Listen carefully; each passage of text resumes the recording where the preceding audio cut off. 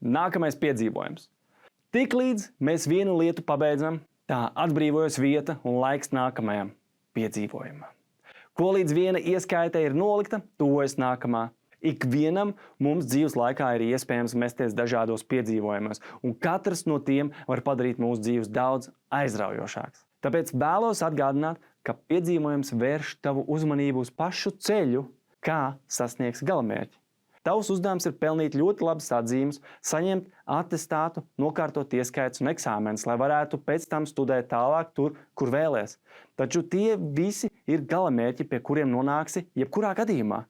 Piedzīvojums ir par to, kā tu vēlies iet uz šiem mērķiem un vai vēlies izbaudīt procesu.